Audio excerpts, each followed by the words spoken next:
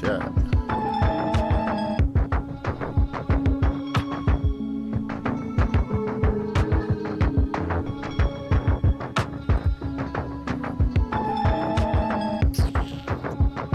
I guess I'm gonna have to read you guys' comments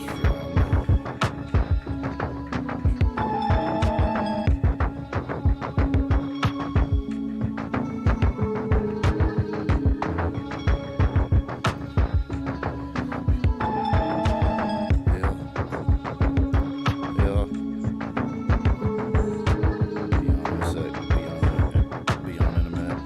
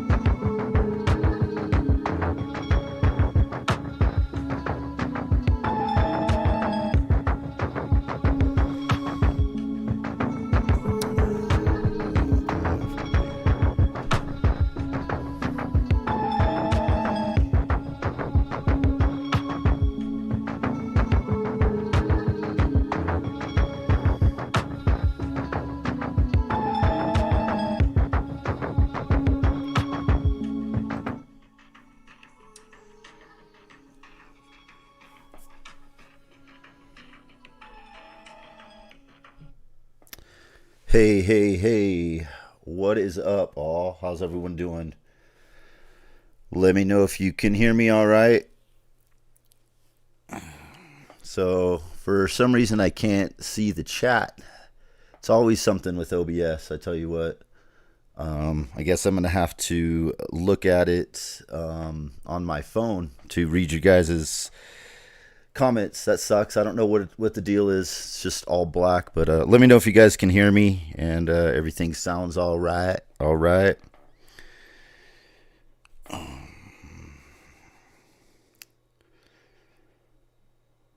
See who we got. Can you guys hear my mic and everything? Does everything sound all right? I'm a little worried with the chat not showing up, that there might be some issues with this live stream. So let me know if things are good.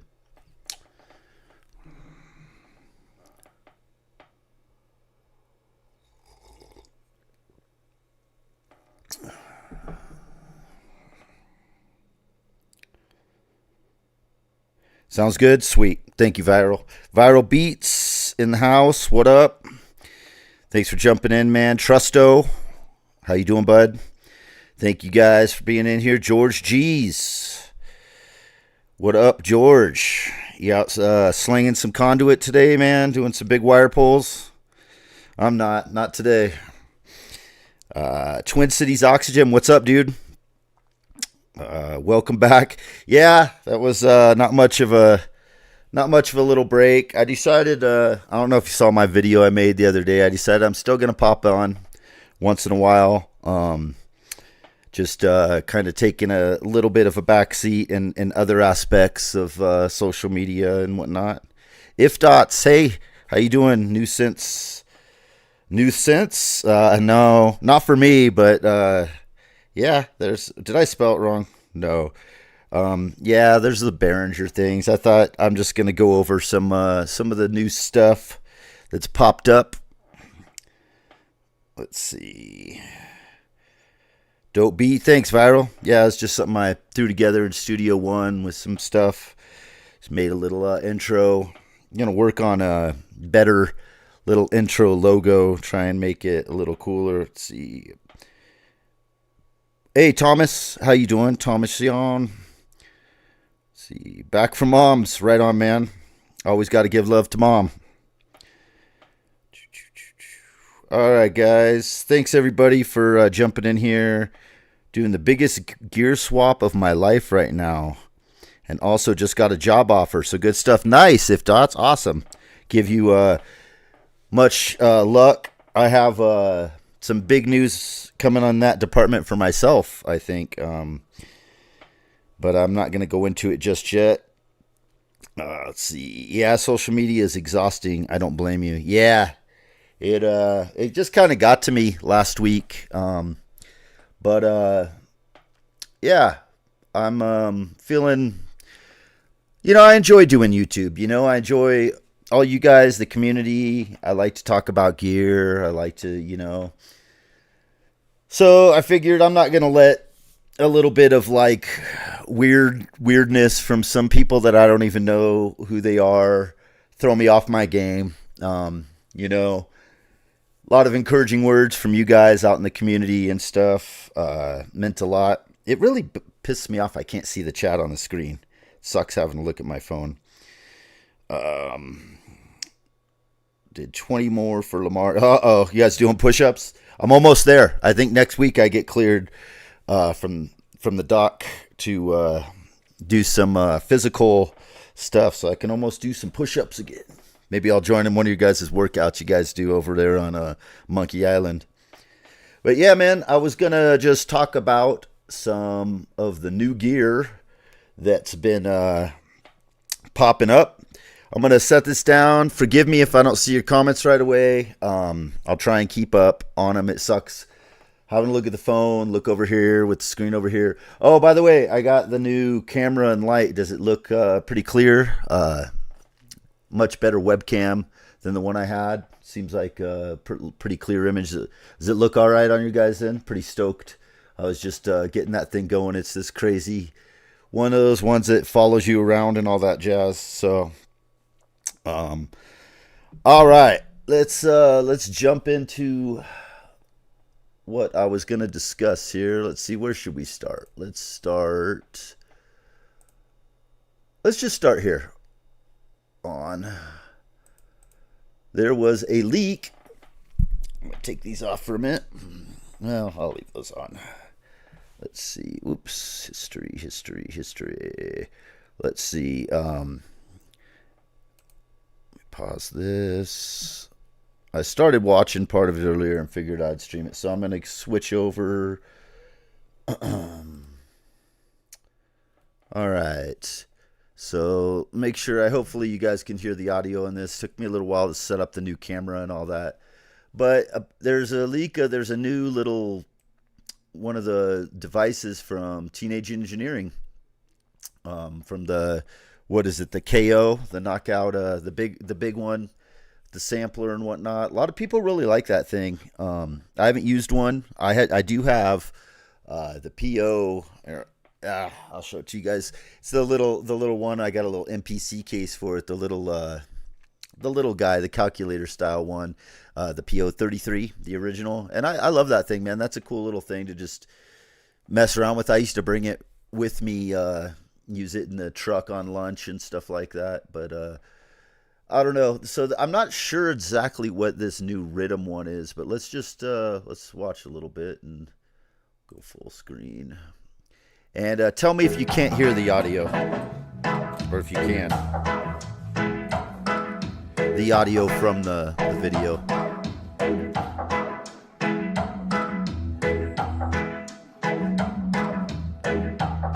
Hey, thanks, Thomas.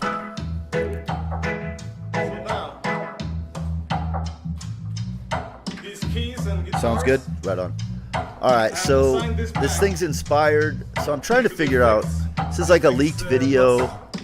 The Riddim in time. So guessing it's like just a groove box. That's one fader. So I pull the fader up. Now it's full send to the effect. And I've chosen the delay to get some dub vibes, you know? Can hear it? Awesome. Thank you guys. Appreciate you. Throw in all the melodic stuff. Yeah, I'm not sure how it's different either. I'm trying to figure out, this is like, I saw some other videos of people just talking about as leaked, but this is the only thing I've actually seen of it. It's got like some weird screen with a bunch of symbols and stuff.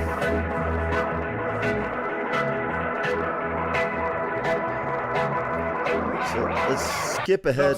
Okay. Let's see what he's talking about. But this is a sampler. It's a sampler. But it also contains a few synthesizer sounds. Okay. Of which there are 3 dub siren sounds that are tweakable also. So are they synth engines or are they just samples of synths? Not very clear. It looks a little different from those other ones. I think these things are kind of cool for what teenage engineering normally does. I mean, everything's so their other stuff's so expensive. Like, it's cool they have this level of affordable, and I do think these things sound really good. I know there's a few people who love them that make really dope shit on it. The harder I press, the faster. So this is like the third one, right? There was the original first one, then they did the medieval. And but this one's not. The medieval was just a KO33. They're calling this one something totally different. But since it's a sampler, we also put some one-shot effect samples in there. So it does have some synth engines of some kind, it sounds like.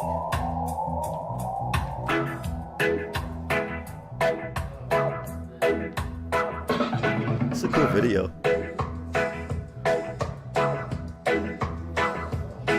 Skip ahead. It sounds good. The full track on here, if you like, and you can convert in the machine very simply. You can just you make like a drum pattern, and then you can just resample it to the specific length that you want, and so it'll turn into one of these loops, just like yeah, George. Yeah, I'm not gonna get it. It's not my thing. But you know what I was thinking? But because my daughter's starting to get into making beats and doing music, and she's learning. She's in band and then playing keys at home. I thought this might be maybe something like this, a cool little Christmas present or something for her. Limited memory, so it's I could see it for just like 28 megabytes of memory, like beginner level, like an entry, or just somebody who just wants something. It's portable. It's got a battery. It seems like it can be for multiple levels. It's not for me, and I can see why it wouldn't be for you, but I think it's cool. I've learned that the limitations of my machines. EP version of the tonic, if dots. I'm not sure what the tonic one is. I've only ever used the KO. I know some of those are cool. Some of those little pocket operators, that's they are. But you can back it up. It's not the same name in their naming scheme. Riddim. Yeah. Well, apparently from this video, the Sal's video, it's backing up sounds and stuff like that. inspired by Jammies. How do you export?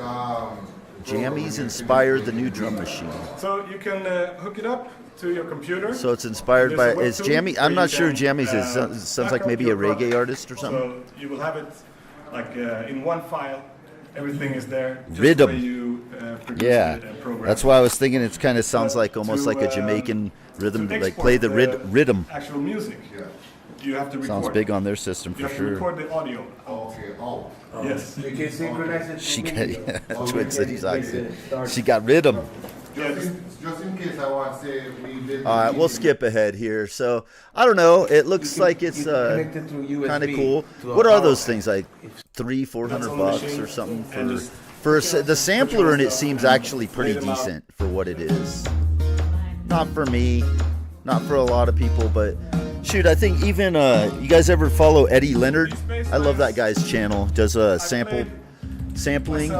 He was using them, like I think 2 of them together of the two big KOs, and doing some really dope stuff on it. So I mean it's called keys. it can be play keys on it. 12 semitones. So it seems pretty powerful. You can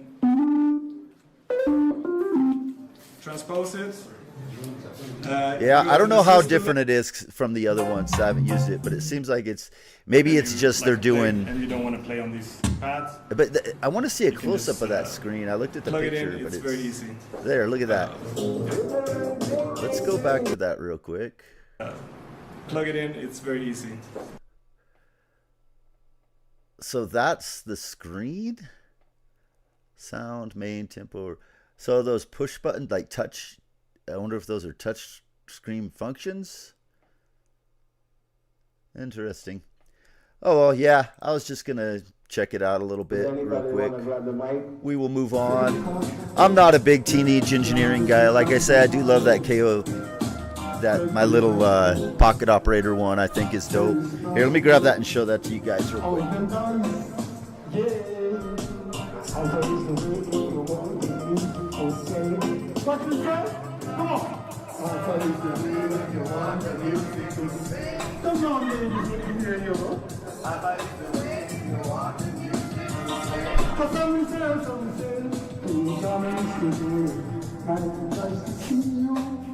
Little dusty, haven't used it for a minute. Got to change the batteries. All right, I'm gonna come back out of this. Escape. Okay. And we'll queue up.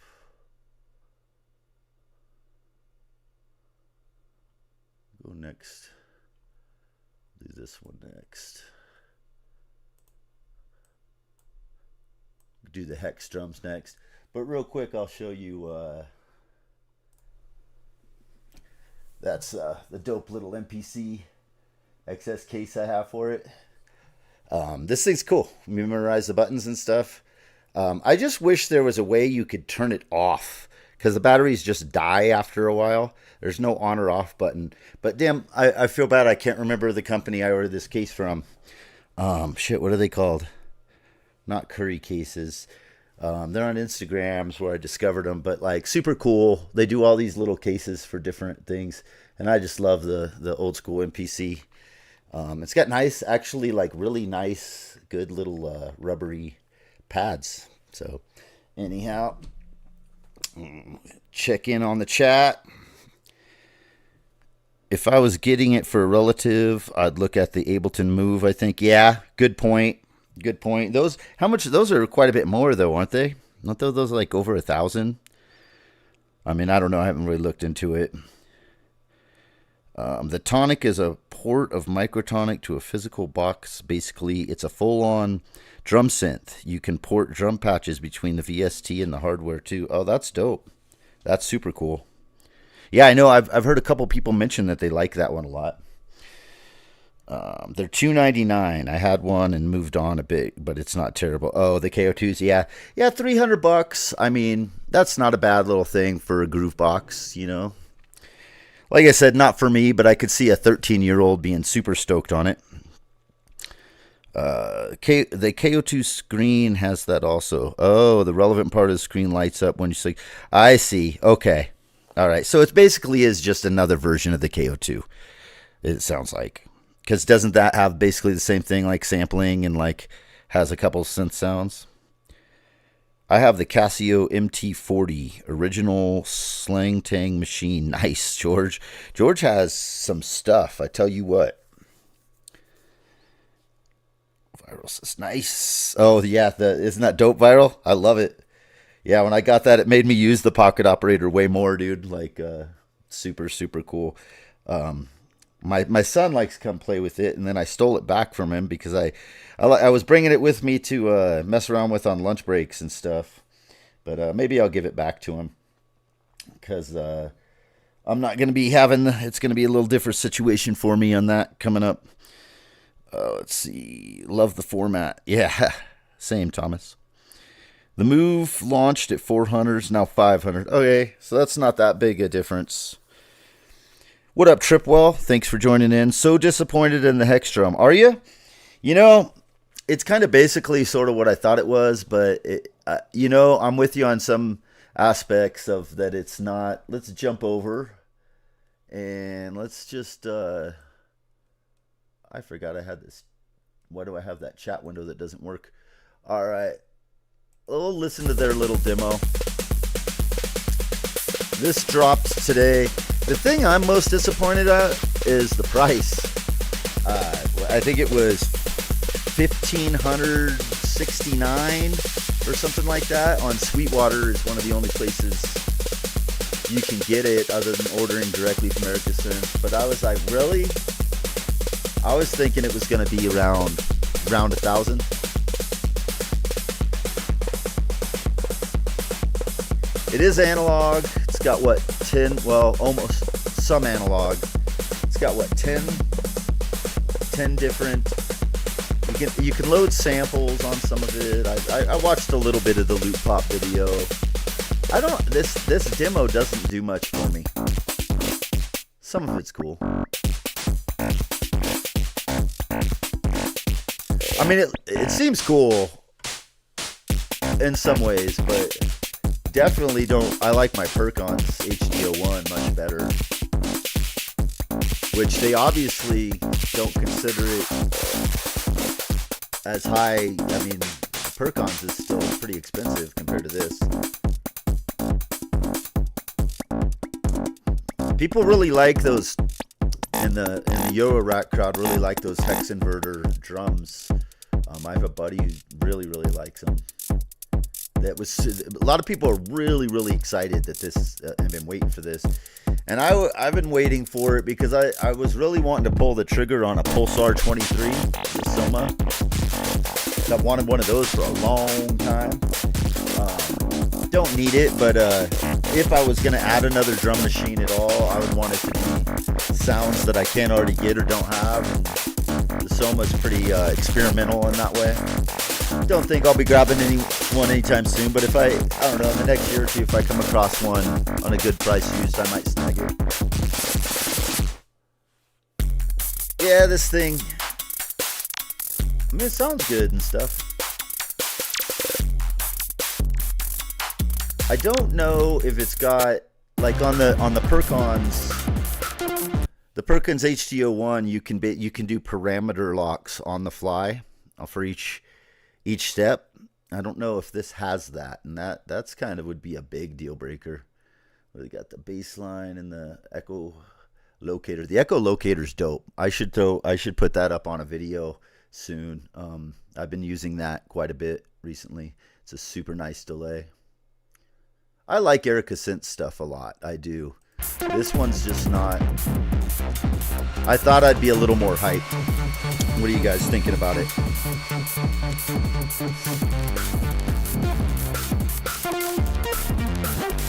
George does have everything. Got the classics. Should have been more. Oh, more is as far as like what it could do. Hey, DJ Wojtek, what up, dude? Hexdrums has been terminated. Yeah, for you, huh? That TR1000 probably just like made this thing not even seem like anything, huh? All Erica's great. I love my Percons. Yeah, same. I'm a fan of the Percons. This thing, I don't know. I don't have a lot of gas for anything coming out, and I was gonna touch on that real quick. Because it's something that Noir said in his stream a week or two ago, that really like made a lot of sense to me of like why I'm not being as, excited and needing things like wanting like the TR1000 or the MPC Live 3 or this or I kind of wanted. I was looking at that forum, the sequential thing, but there was never a time where I was like, I have to have it, or, I wasn't gassing for it. And Noir made the comment in his live stream that, instead of being surrounded by like $500-$600 boxes and synths and devices, having some really nice, big, amazing things that fulfill everything has taken the gas away for him, and he hasn't had it for years since he got, he's got his arsenal of his few things around him. And I feel like since I got the Quantum and the Muse and the Voltage Lab 2, as well as the Third Wave, I I feel like with these things, it's like I'm not looking at so much stuff. I feel like, having like a few flagship things as opposed to having like a whole bunch of, smaller, more, because the smaller things, they don't do everything, like the Quantum and stuff does everything. The Third Wave does like insane, um, having a flagship, like expensive piece, and it's not about the price, but obviously you pay more, you're gonna get in the right, in a perfect world, which we're not a perfect world, but generally if you save and you pay for something that's like costs more and is a flagship of something, you're going to get something that has all kinds of capabilities. And I realized that, like, oh, that's why I'm not really caring about any of this new stuff. Like the MPC Live 3, I thought for sure was going to be like something I was going to be like, I really want that. And I'm still interested in the X. And I'm going to talk about this real quick with the MPC Live 3 because I'm very proud of a lot of people in the community this time around on a new MPC who are not just jumping in and replacing their MPC like it's their iPhone is, the next phone or whatever. A lot of people are realizing, and it has a lot to do with Akai giving us this Pro Pack that we can upgrade and get a ton of the features for. But a lot of people are just going, you know what? I'm going to stick with my Live 2. I'm going to stick with my OnePlus. I'm going to stick with my XSE because of what it brings compared to what we have. It's like if you put it on the scales for what, I mean, there's people who, and I'm not saying anything, I think the Live 3 is super dope, and anybody who's got it, I'm super stoked for you got, and I'm sure, I hope everybody has all the fun in the world. But for a lot of us that have been in the community for a long time and been in this gear game for many, many, many, many years, jumping on the new latest thing and not realizing what you can still do with the device you have. I see people like Raul, Lifted Noise, sticking with his Live 2 still, doesn't seem too in any hurry to jump to the Live 3. Bolo, the producer, made a great video recently. And I was really like to see that because they've been hyping, all these guys who get their free MPCs and get paid to make videos. He made a video on why you shouldn't have to upgrade or to think that you need a new one. And there's some really good points that he made in there that, like, it's just cool. It's cool to see the community, a part of the community, realizing, like, okay, a new thing comes out, it doesn't make your old device obsolete. And that was a big thing with, like, when Electron released the Digitac 2 and Digitone 2. It was kind of like, I was like, oh man, now my Digitac, what is it? It's just lame now or something. It seemed like people were like, oh, I just like an original Digitone. Like, look at what this can do. And, there's, those devices are always, there's people making like absolute banging music on MK1 Electrons and, on MPC Live originals before the Live 2. I think that's what Raul's using. So I don't know. It just made me happy to see that, like, a community, because normally the NPC community is one of the worst that I've seen about jumping on the new thing and, oh, we need the next big thing, and it's really kind of cool to just see people stepping back and going, you know what, I kind of don't have to do that. I can still, it's not gonna bring that much more than what I already have. And like I said, for some people it will. Depends on how you use it. For me, just using it for drums and samples and stuff, I mean, I'm totally fine with what it does. So, but for some people, there's the USB things, and I do not, and I am not at all into transferring my music through digitally through USB into a computer, into a DAW. I've tried it. I've used Overbridge with Electron. I've used it with multiple devices, and I despise it. I think it absolutely sucks. And the reason for that is because the sound difference you get from using your converters, going from the digital realm into the analog, using the converters of your interface. If you have a nice interface with good converters, it makes a huge difference in the sound of my ears. Like if I use the Electron analog heat, and I only use it for if I use it with Overbridge as basically like a plugin in my DAW, which I use Studio One,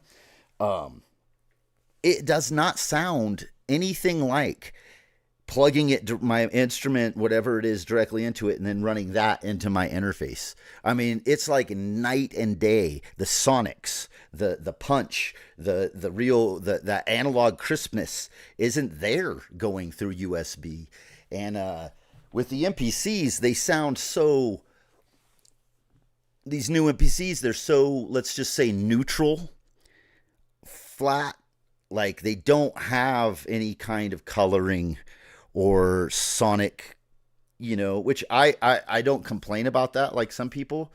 But when I've in the past converted my stems and stuff to put into the DAW and whatnot, it was just like way worse. Then I have to sit there with plugins and try and get it sounding like where I want it, where I can just normally plug it in through a preamp, a compressor, or the analog heat, some outboard gear, and get that, that sound and punch and color it to my specifications. So for me, that's like, it's not even a selling point. It's like, it's a negative for my workflow. Now, for some people, that might be the ultimate thing and super cool, and I can respect that.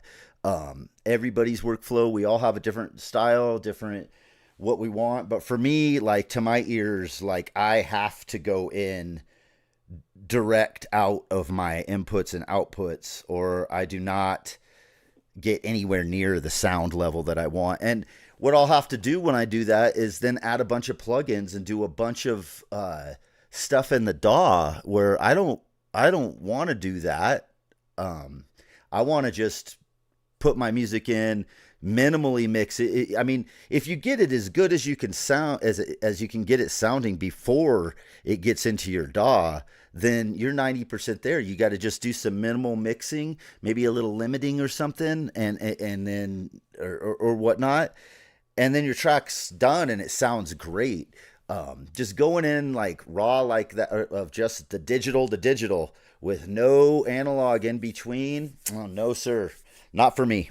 So that was another big reason I didn't want to get that. But I think it was really cool to. I know I went on a bit of a rant here. It was really cool to see the big part of the MPC community who normally are all about the next best thing and new thing. It was just nice to see people like being rational and logical about these things, because it's all a personal preference thing, right? It's all your workflow, your style, how you do it. And, that everybody doesn't need to jump on a bandwagon because it works for one person and spend money, trade out your gear because you feel like you need to be on, I don't know. It seemed before it was like kind of going with the crowd or something. You know what I mean? If that makes sense.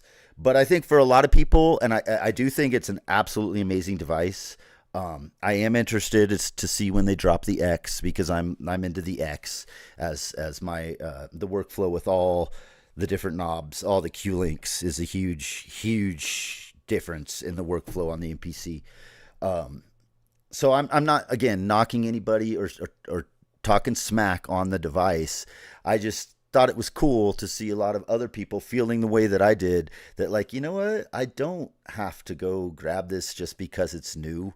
Like, it's not making our device obsolete. And Akai, hats off to Akai for giving us the update and giving us the option for the Pro Pack to get a lot of these new features and stuff. So anyways, I'll move on.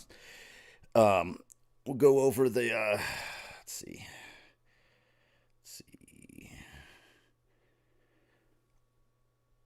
Got some new people joining in, so we'll listen to a little. I'll go back in the chat here in a minute. I'm gonna go over the. Yeah, this thing. I was kind of expecting more out of this thing, but it's cool. It's cool. You can add samples to it. There's no chopping or anything, so you gotta have it just like a sample player, I guess.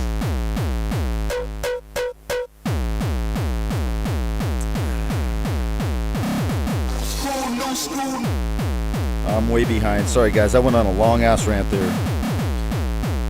I hope you guys understood where I was coming from. I'm stoked for anybody who gets an MPC, the new MPC and stuff. I was just, it kind of warmed my heart to just see the community not all do what we've all done every other time they drop a new MPC. We run out. We all have to have it, and then yeah, it was just kind of cool to see some rationale in that, some critical thinking on if it was necessary or not.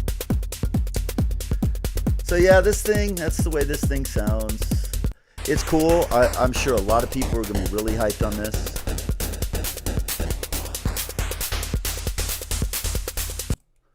I kind of, you know what? I kind of feel bad for Erica Synths that they're dropping this now, right after the TR1000 and the MPC Live 3. It's like, I mean, talk about stiff competition and a rough time to drop a new drum machine when two of the best ones we've seen in a long time have dropped. So, all right, we'll come back out of here. I am going to go back to...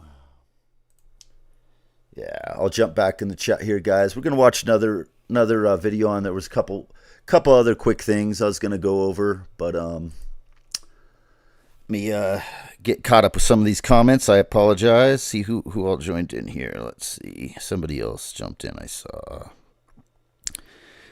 TJ Wojtek, the man, the myth, the legend. Crazy Rabbit, what's up, dude? Hey, thanks, man. Thanks. I missed yours just barely. I jumped on right as you were ending earlier. I'll go back and check it out. I've been trying. I got this new camera, and I've been figuring out. Damn OBS, dude! It drives me nuts sometimes. Getting everything set up. I couldn't. It took me a half hour, 40 minutes to figure out I can't have the camera controls screen open and then do picture-in-picture setup for the scene. I had to, so that was the whole thing. Technology. I hate it. I hate computers. That's why I like hardware. TR8S fanboy. TR8S, man, I've been eyeing the used market. If I see one drop under like 400, I'll snag that son of a bitch for sure. Forum sequencer sucks. Did you get the forum, DJ Vortec? You bought one? After my stream, you said you were looking at it. You went, did you get? Yeah, the sequencer, not so good, huh? I've never heard a lot of great things about sequential sequencers, which is funny because their name is sequential, so you would think sequence. I think like they were one of the early ones to make one, weren't they? Like way back, didn't Dave Smith make one of the early sequencers? I almost want to say he made a sequencer before the Prophet 5. But I may be remembering incorrectly. It might have been one of the other legends. Let's see. Forum's not exciting. You know what? It's not that exciting. I think it sounds nice. I like the way it looks. The worst part of it is the name. The deal killer for me was when I realized that it only had a mono output. That just... I'm not buying any more. I don't want to buy any more synthesizers anyway, but I mean, I could run it mono into one of my pedals that comes out stereo. I thought about that, but if they released it a little module would be great. And here's another big beef with Sequential is they won't release 19-inch rack mount. Even all of their desktop stuffs, none of it's 19-inch rack mount, which is like, what the hell's wrong with you? It's just extremely frustrating. There's what, like, I thought about getting the Take or TO5. I looked at those when they came out, and I've even looked at like their a Prophet 10 at one point I was considering. And yeah, you can't rack mount it. Like, what's the point? I don't want to keep stacking stuff up on little desktop units. So, you still enjoy the Key 37? Hell yeah. Let's see. Sound wise, it's the same. Yeah. MPC Key would be my choice indeed. I've never messed with the Key. I mean, I played in a music store once on the is it the 61? It was cool. The keys were seemed a little cheapish, but it was good. George still loves his MPC 2000. Boys still, yeah, the 2000, 3000. I mean, can't go wrong. Absolute classics. The 3000, man, those things, yeah, just how much they've jumped in price in the last 10 years. You could have gotten one so cheap. Should have bought like a bunch of them like 15 years ago. Same with like all those old samplers. I mean, there was a time you could get SP 1200s for like $500 back in like, the early 2000s. Honestly, the thing I've been gassing about recently came out 6 years ago. I'm getting a Poly-N tracker. Nice. So much gear is already out that can already do so much. Agreed. The Poly-N tracker, I would love to mess with one of these modern trackers. I haven't used a tracker since like on the computer years ago. There's that. I've looked a few times at what's the little mini one, the Mate M8 one. A lot of people, I think, a couple people have made like whole albums on that thing. But that's one. Let me know how you like that if that's in the workflow. I'd love to try one nowadays. Hey, I sing the Body Electric. Thanks for joining in. Appreciate you being here.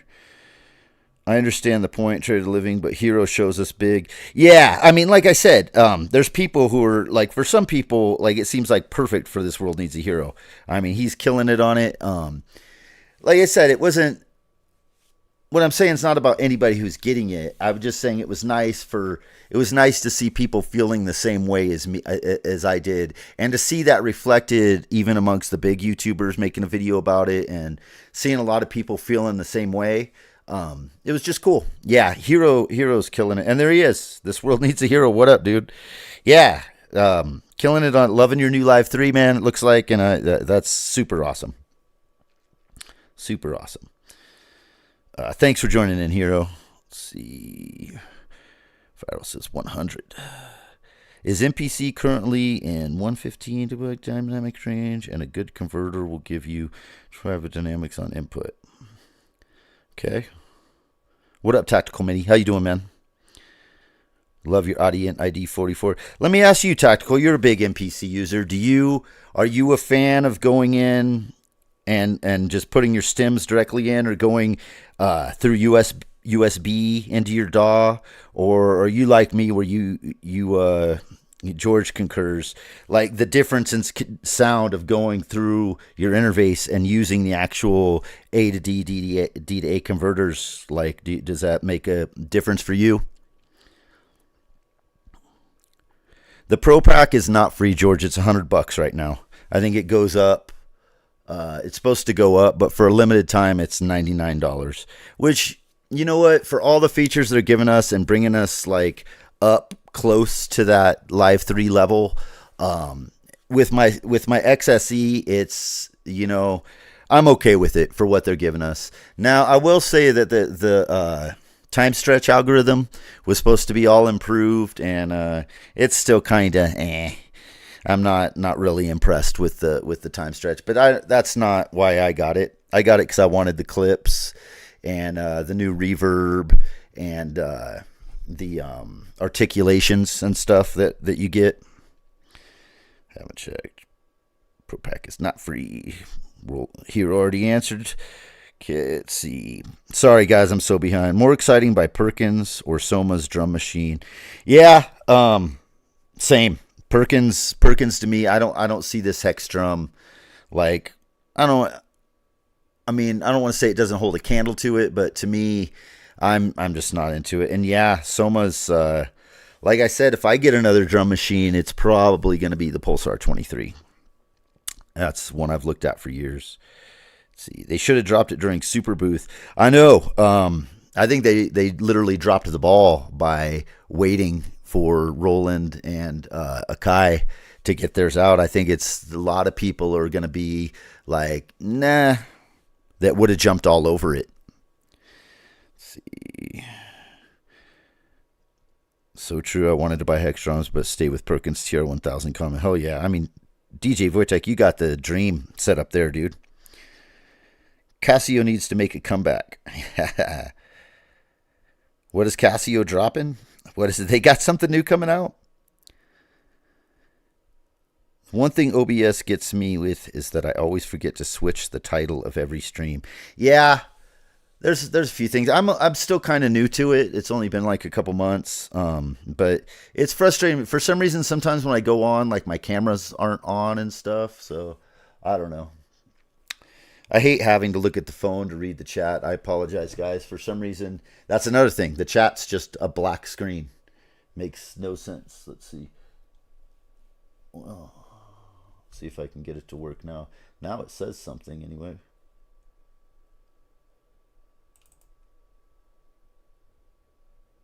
I don't want to mess with it now. Oh, well, let's see. I can read it here, I guess. Oh, let's see. I hate computers too. Aren't they the worst? Especially for us old Gen Xers, I swear. Perkins is a lovely machine. Yeah, Perkins, I dig it, George. I'm a big fan. Especially if you use the individual outs and go into a mixer. Like I use a sub mixer into my regular mixer with that going in so you can pan your hi-hats and whatnot. And then you can use more effects. You can use, the center returns on that mixer for effects. And then, yeah, it's kind of cool. I'm enjoying that workflow with it. Let's see. Oh, thanks, I Sing the Body Electric. Yeah, cool to be streaming. Just felt like I saw some stuff coming out, and I was like, yeah, I want to talk about some stuff. I appreciate all you guys that are jumping in, hanging out. Let's see. They sure did make a sequencer first. You talking about Erica Sense, or I'm way behind? Let me try and get caught up here. Exactly, that's what I wrote under forum video about it being funny considering the name sequential. Haters hate me. It's the lamest name ever. I mean, let's just be real. I mean, they did the Take 5 for the Vive voice, and then the forum. I mean, it's got like who's over there in charge of these things, guys? pretty ridiculous. Yes, that non-rack mount business drives Wagyu mid. Yeah, Wagyu's on me are on the same page on that. We've talked about that before. Poly and Tracker is good. Yeah, I really want to try one of these new. M8, man, the screen was too small for me. Yeah, I could see that. It's another thing I wish more companies did is gave like HDMI inputs like the GR Mega has. I love that I can hook it up to my other monitor and have it on a big screen. Super cool. See, the Tracker Mini has a battery. To be honest, I like that the Tracker doesn't have a battery. It means that there's no battery to go flat and budget. Okay, that makes sense. Noir, what up, dude? Thanks for jumping in. Good to see you. Thank you. Honored. Let's see. What do you think of the Polyvera? I think the Polyvera is really cool. All the demonstrations I've seen on it, it sounds really nice. I looked into it pretty hard. I would consider getting it. I'm not getting anything, but if I was, that would be on the list. I think it's really nice. See, I want to know if we are getting a follow-up to the Prologue 16. You think Korg's gonna do another analog big poly? That would be cool. I would love to see that. I was just thinking the other day, like what Korg has out there, and nothing against anybody who has Korg. I do think the multi-poly's cool and all.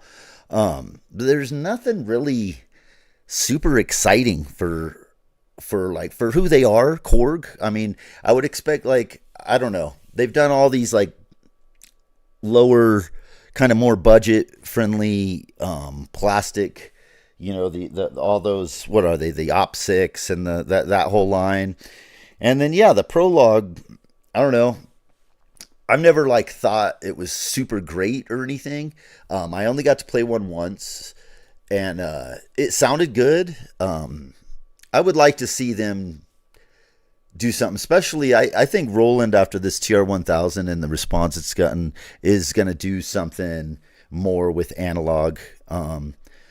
We'll see what it is they do, but it would be cool to see like Yamaha and Korg, just see the big three come back, like that, and like start competing on that level would be awesome. Casio has a Back to the Future 40th anniversary watch. Fuck yeah, I am down. I'm down. I can get out your Veriflex board and go like get pulled by a car wearing your Back to the Future watch. Hell yeah. I like to go from the MPC outputs directly into the ID44 converter.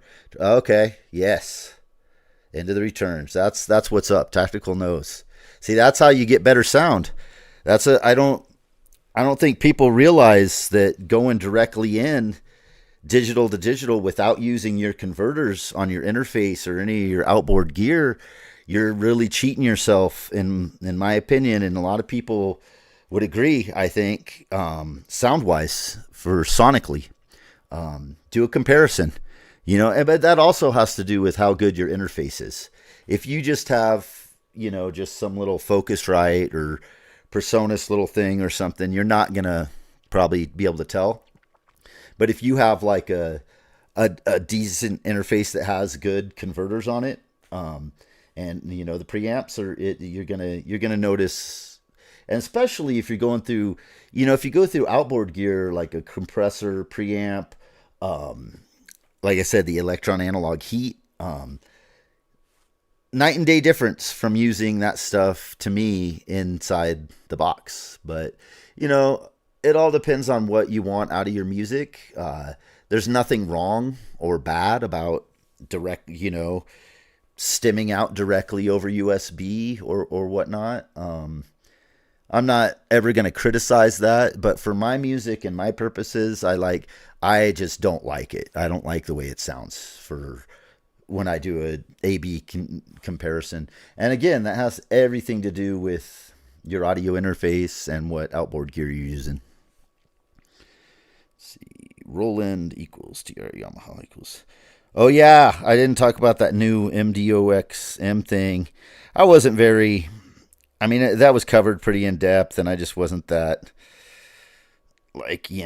that's the way to do it.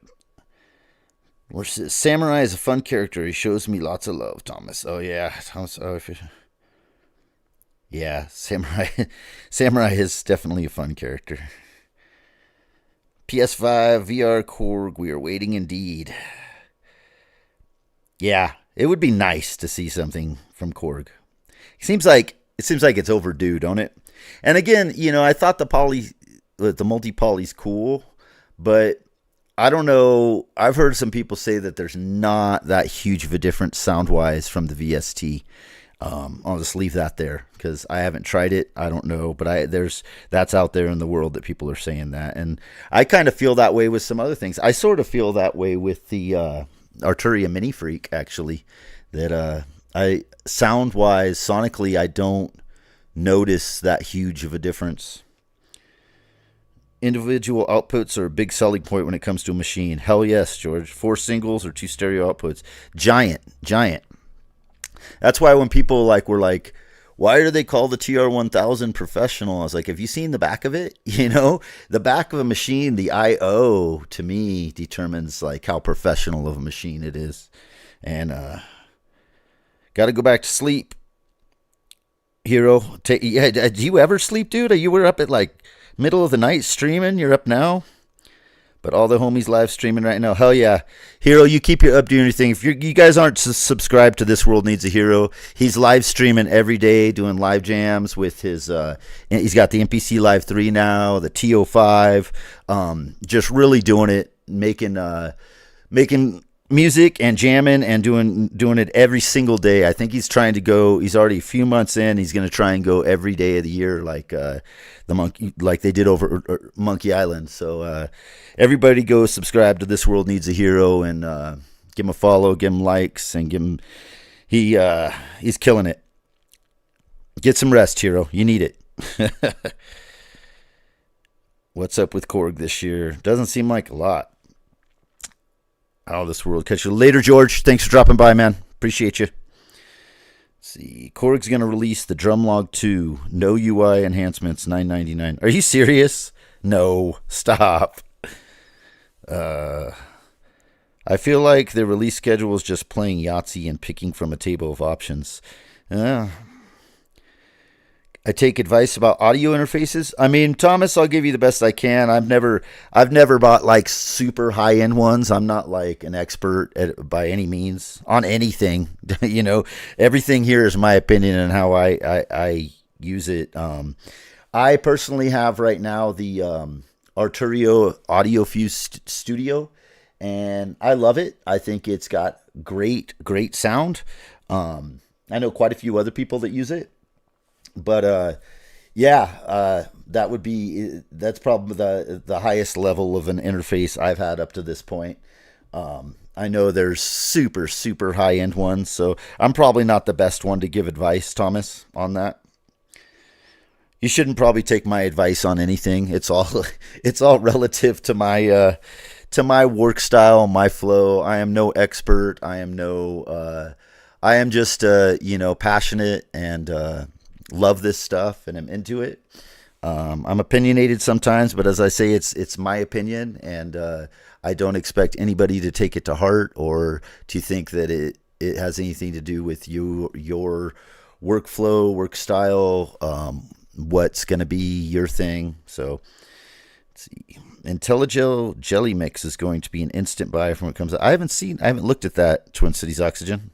I'll have to look into that. Is that a Eurorack thing or is it a standalone?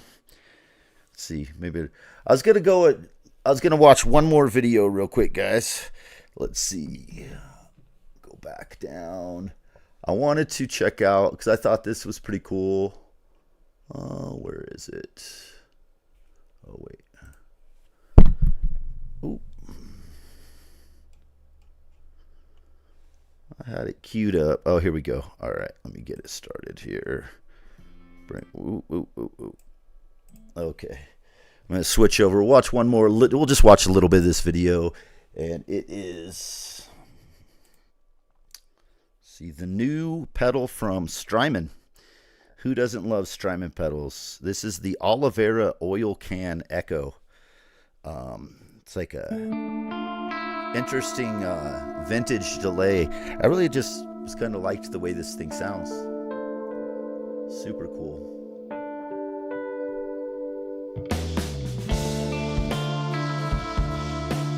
Strymon just makes lovely effects, don't they? Meticulous simulation of every part of an oil can ecosystem.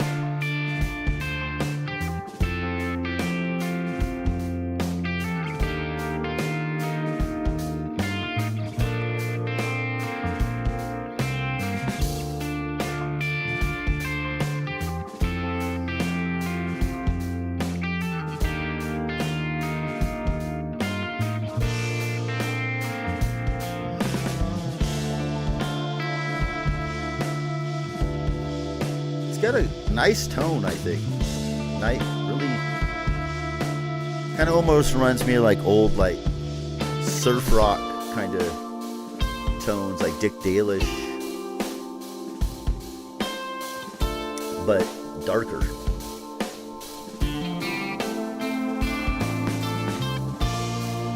Of course, I want to hear it on a synth. Alright, yeah, so looks like pretty straightforward interface there.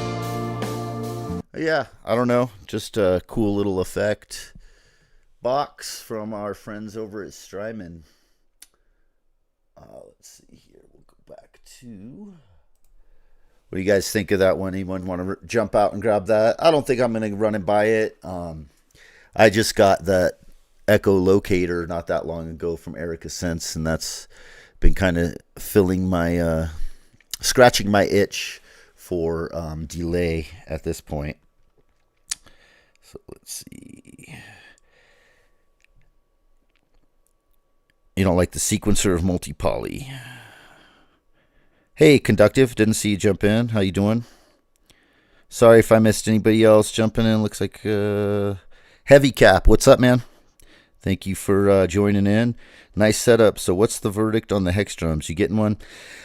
I'm not getting it. I was really kind of wondering. I wanted to see if it just doesn't bring enough to the table for me. I mean, it's going to take a lot for a drum machine at this point. I've got my setup with the two DFAMs, the Perkins HD01, and the Syntact. And I feel like I'm loving that combination for my drum purposes. And then doing the granular drum stuff on the GR Mega. And then the other Electron devices, I got the Toneverk, which has been is a crazy for drums. How you can have we'll get into that. I'm waiting for that update they're supposed to be given before I do another video on that.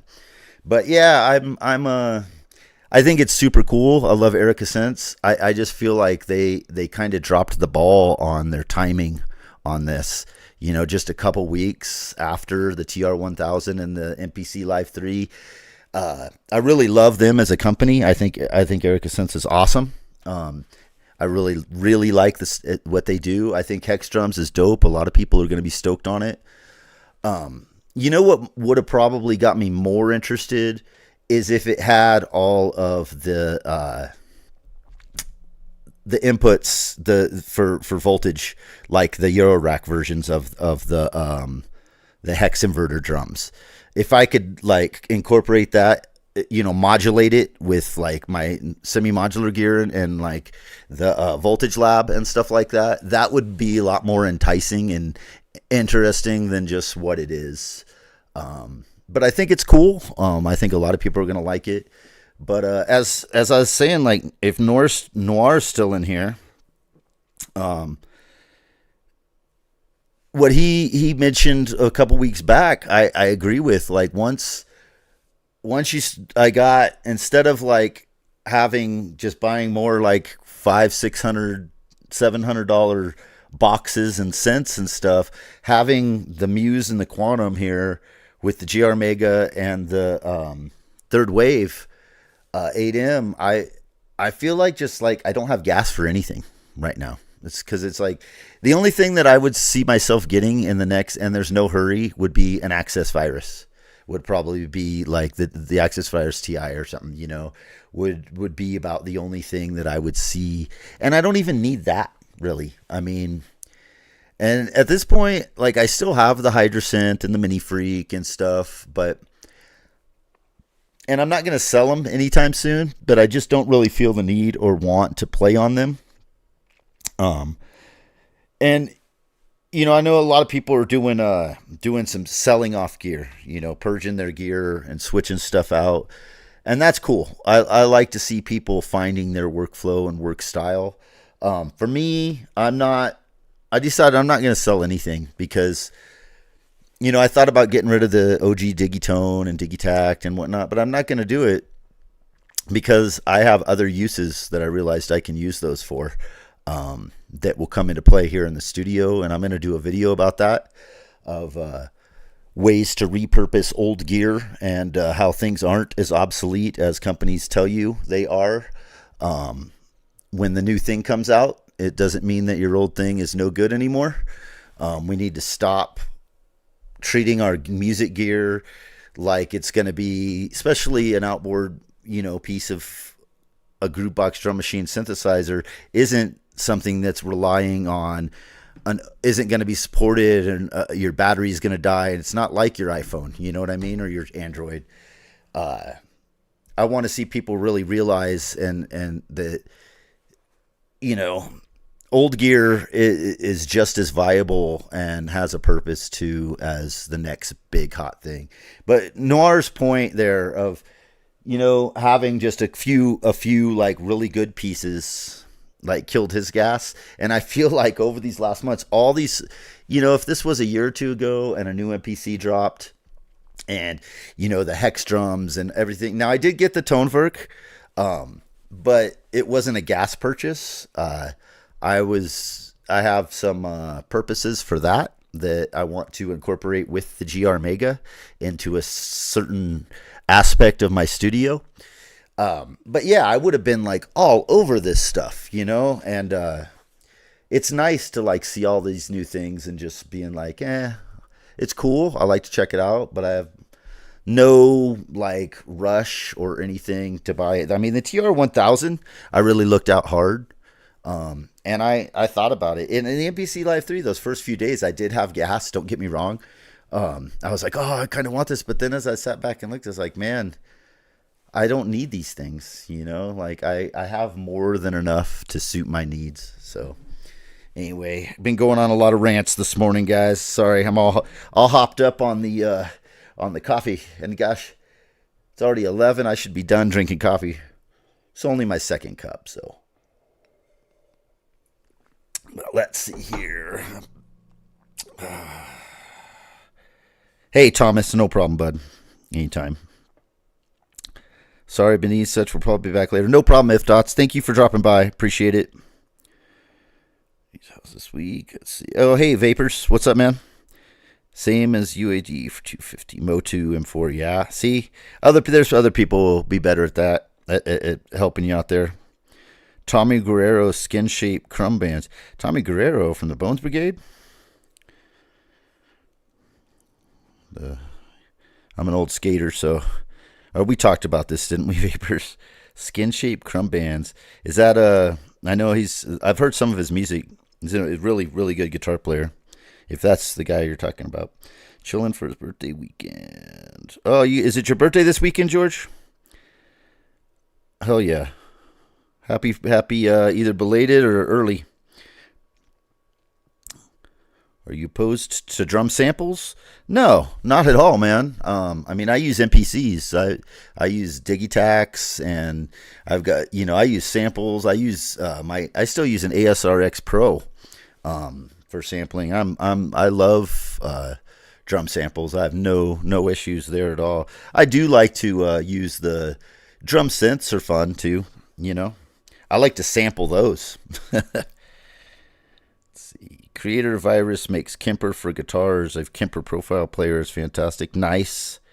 Yeah, I wish he would make some a synth again. Wouldn't that shake the whole world up if that dude came back and made a new synthesizer? But I don't know how we could really actually improve upon the Virus. He just like topped the whole world.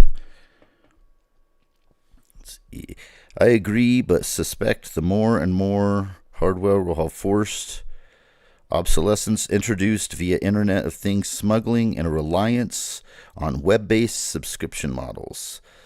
Well, that's yeah, I can see that. I sing the Body Electric. I see what you mean there.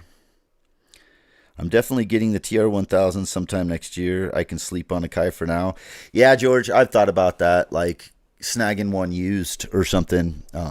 Even if it's just $400 or $500 off, in like a couple years. My worry is that they're gonna like go up in price, but as long as Roland keeps pumping them out, I think we will see some reduced prices on them. But I'm with you. I mean, I definitely want that. Of everything that's come out, that's the one thing that I would really, really want. And I thought about it. I could get it. But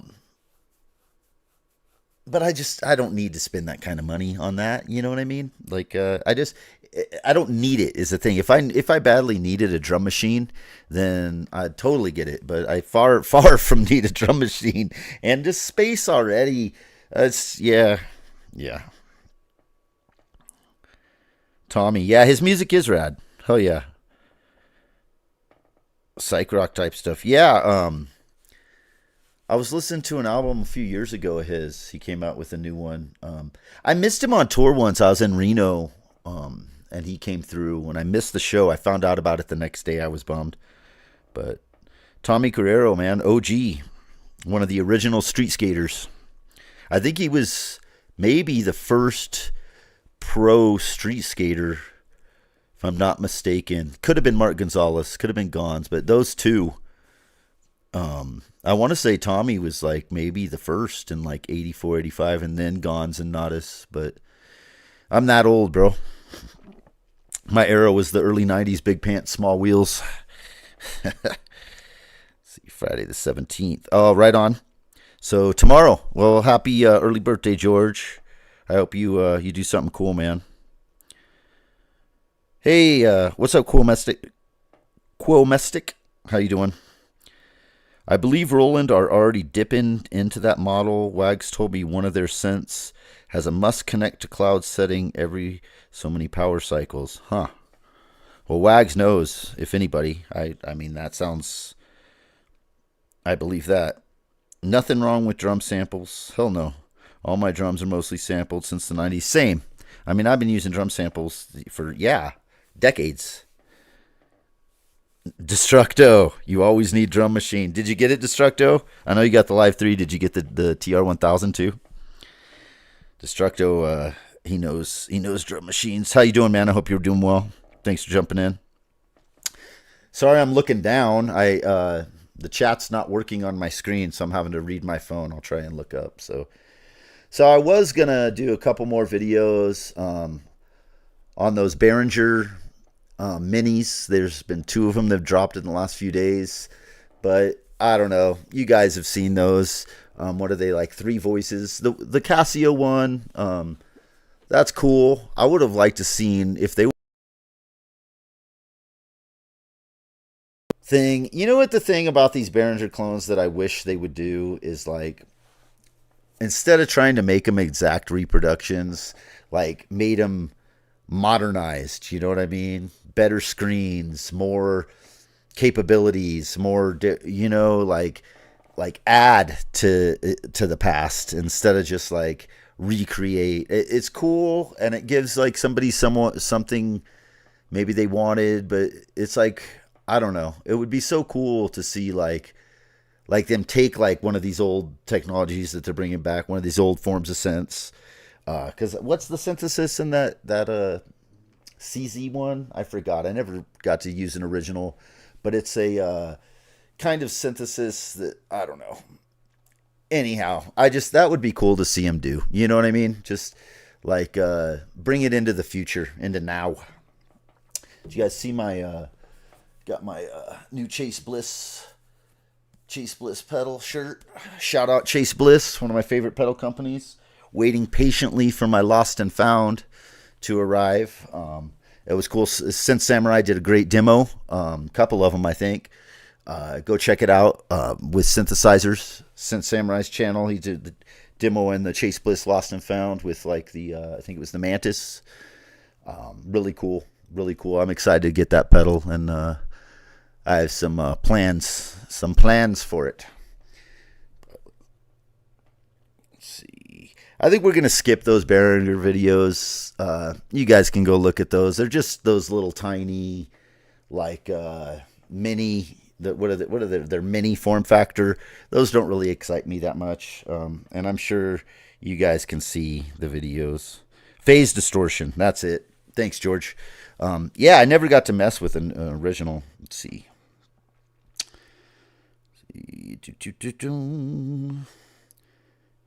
They should have continued the DeepMind format conductive. I agree. See, I really like their. I wish they just did more stuff like that, like their neutron and proton and DeepMinds, their original stuff. I'm not saying that I have any problem with like them recreating this stuff. I just wish that they would add modern features to them. You know, like make an updated. You know, it was like that Wave, their PPG thing. It's like they made it exactly like it, and it's like I don't want to use like 80s UI necessarily. Like make it a little more, I don't know. It's a small complaint. I just think like it would be cool to see, you know what I mean? Blend different synthesis together of those things and make a device that, I don't know. Let's see. You're getting the ZZ one right on, George. You have the ZZ one, nice. That's cool. Yeah, I mean, I would like to. George, do you play them with those mini keyboards? Look like kind of like, are they touch plate like the Micro Freak? sort of style, or are they actual keys? But it seems like you could just use them as modules and then play them off of one like master keyboard and get some great sounds. I don't know. For me, I was like, 3 voices. Like, I don't know. I'd listen to it. I got the Wave and it's great, but added effects would have been better. Yeah, I mean, I think it's super cool what they did, but yeah, it's something like that. Like, just modernize it a little bit by putting like some effects or doing, or a little bit bigger screen, a little bit better, stuff like that. It'd just be kind of nice.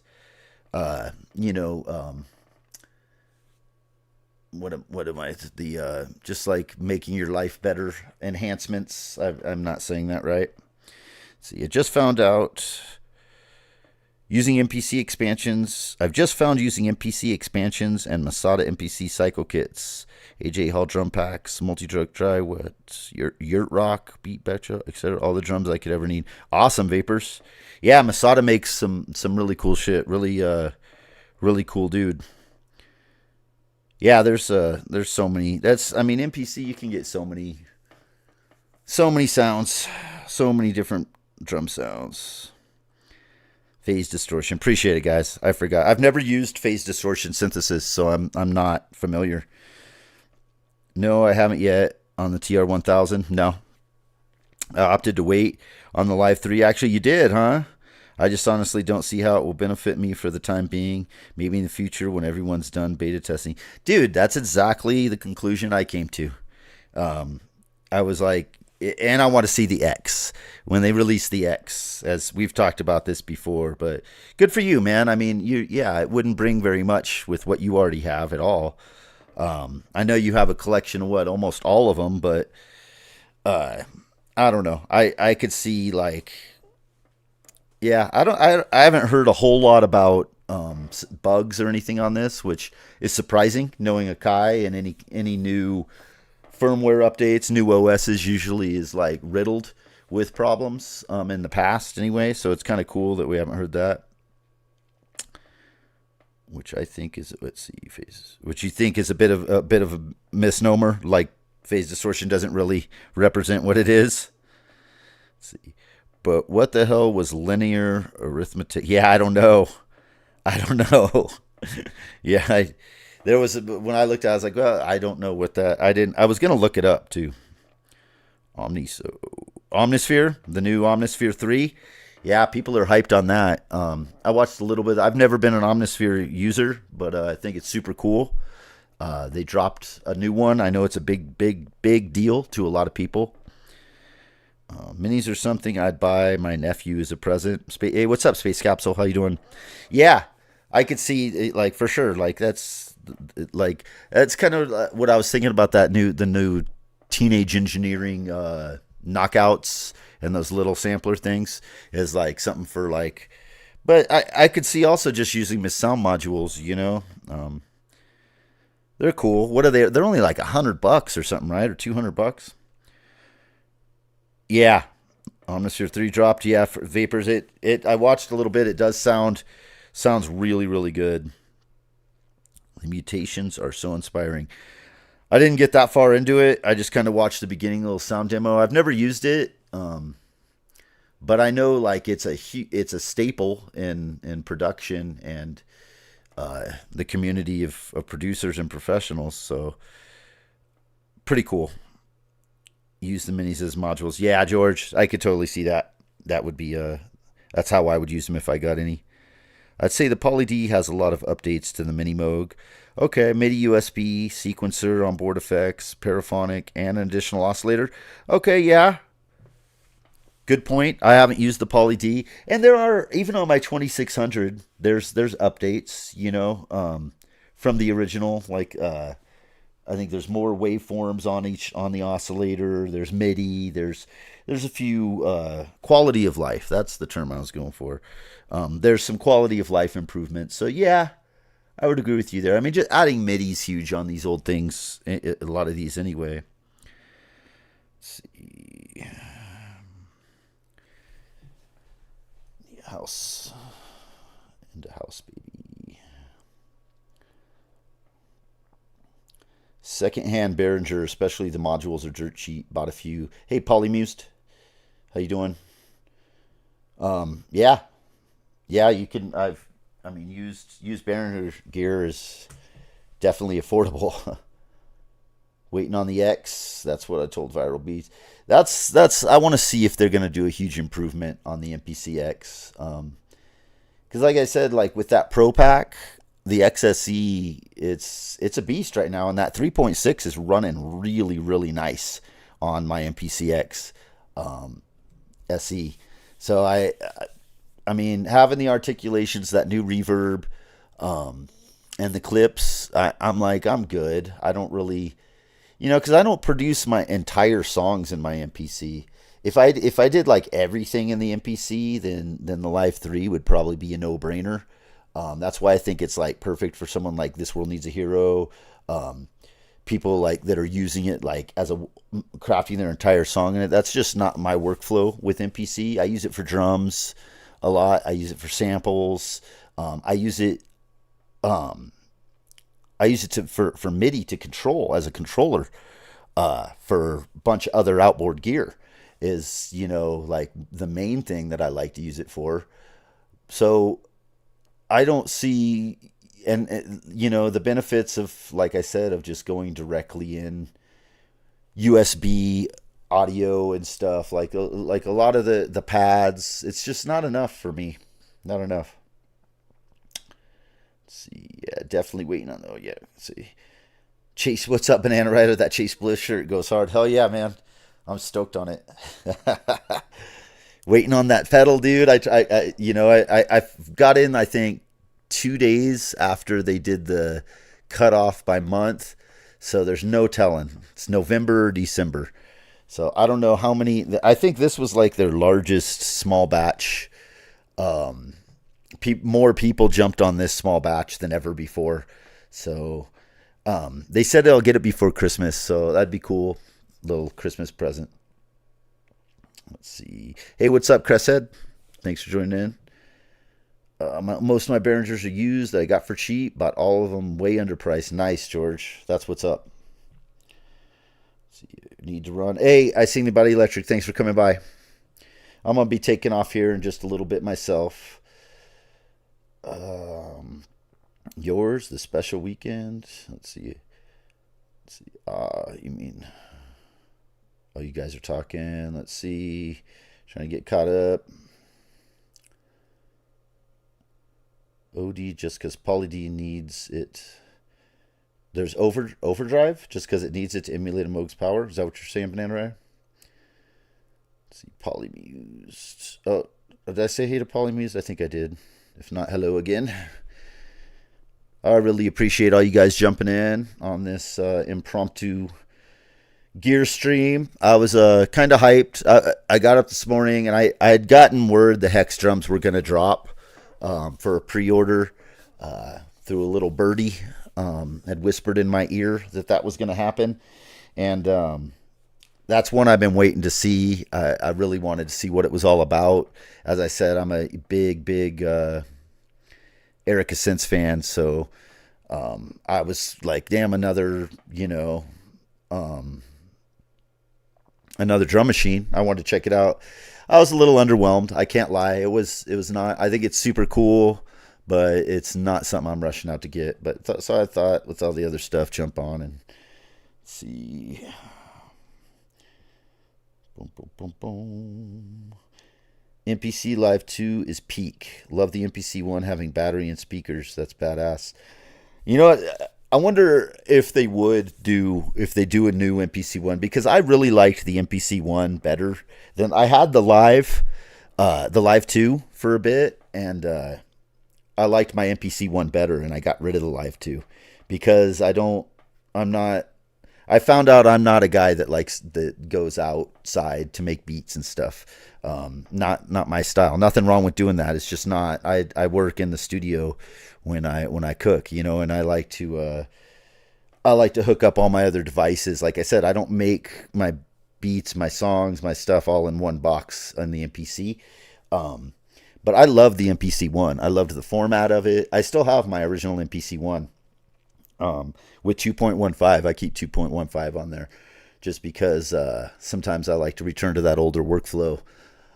But Yeah, I wonder if they did do a new one, if they would finally add a battery, because that would be the big deal for everyone, right? A smaller, more compact, portable, is what a lot of people have been screaming for. I know, but I feel like they're not gonna, cannibalize the Live 2 by doing that. I think, um, even though the Live 2's got speaker in the mic, I just feel like if they made the one portable, it would take sales away from that. That's just my thought on it. I don't know if that's true, but it seems like companies are like that. They don't want to. They'll put certain features, like that's Electron's big thing. Certain features in one product, not in the next. So they make you have to. They want you to get them all right. Let's see. I don't know if some people desperate, but there have been a few XSE sold for 13 on eBay lately. Insane discount. Yeah, that's insane, bro. Whew. I mean, I pay 20. What was it, 2,400 when it came out? And that was only like, I guess it's been like 3 years, and that's the way it goes. I'm not salty about it, but damn, 1,300 for an XSE, and then you could drop the new 3.6 and the Pro Pack on it. I mean, the amount of I/O on that thing with all those Q links and stuff, that's I would get that all day over any of the new MPCs. That's just me though. I think that's a way. I mean, once you use the X after using the One or the Live, the workflow on the X is so freaking fast and dope with all the Q links, with the little displays under them. It's like, it's hard to describe like how much smoother and better the workflow is. It's really, more tactile, and you got knob per function and all buttons for everything, and you can just, when you start getting down on it, you just fly making beats on it compared to the other two. I think that's just, at least for me, that was my experience. But I think if you can get yourself an XSE, because that one's got the 4 gig of RAM in it, which I've never ran into any issues with processing. I've never run out of processing power, but I also don't use like every track of plugins. I sample, I resample, I flatten pads. I've got a process that I just have used, and I know a lot of people, like, they don't want to have to do those things, take those steps. But even, I've never maxed it out, is all I'm saying. But I'm sure there's people who do, who, if you're using a ton of all plugins and stuff, and adding hell of effects, I'm sure you can max it out pretty easy. I just never tried. I should try. See, just push it to its limit, especially with this new 3.6 and Pro Pack. Let's see. Hell yeah, George. I hope you have a great birthday, dude. Happy birthday to George. It's is your birthday on the same day as Marilyn's over there? Or is her, I think, or is hers on the weekend and not? Because tomorrow is like the Monkey Island birthday celebration popcorn night, right? Which I wanted to get a track done for that, and I didn't. I'll be honest, a lot of the tracks and music I've been working on, I'm holding on to, because I want to put this album together. So I haven't been putting out. Normally I would have like a new video out generally by now, but I'm not doing that. So I've been I should have worked on something for her, but I've everything. The problem is like I have all my stuff tied up with patches and everything all made for the song I'm working on, and sometimes I can spend a week on one track, or longer.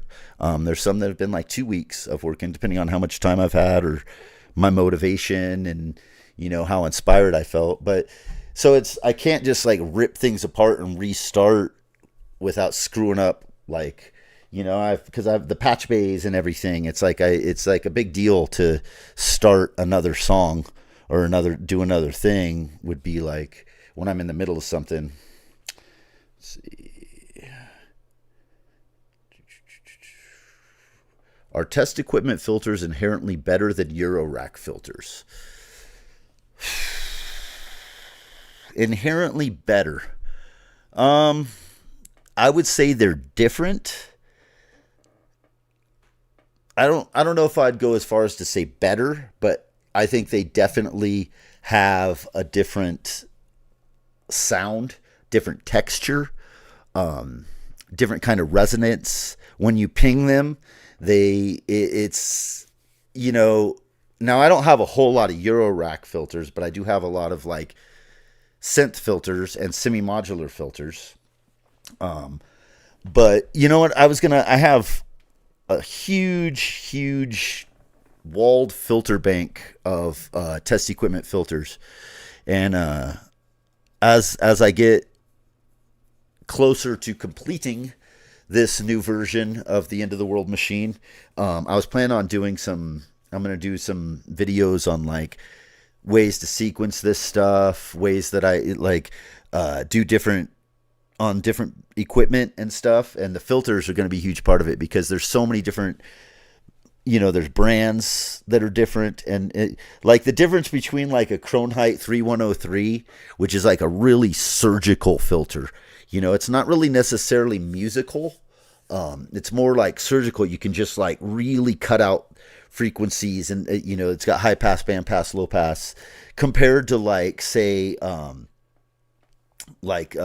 Bruel Kager filter. It's way different. But then you can have like an old tube Kronheit, which way older, which I'm looking at, which are the bandpass ones. They have this like warm, rich saturation, almost like an overdrive or distortion in a filter that is unlike anything I've gotten out of like any of my synths or semi-modular gear. So I would say, I don't know about better, but different. And you know, it varies so much. There's so much difference between brands, years, models in those filters that, and I actually have some newer ones. I got a big filter bank a while back that, excuse me, that I need to do a video on.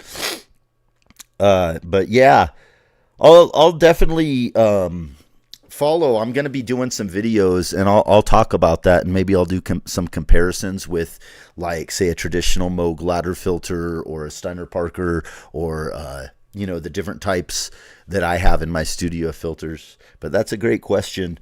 Better, you know, that's a personal, like, that's, you know, I would definitely say different.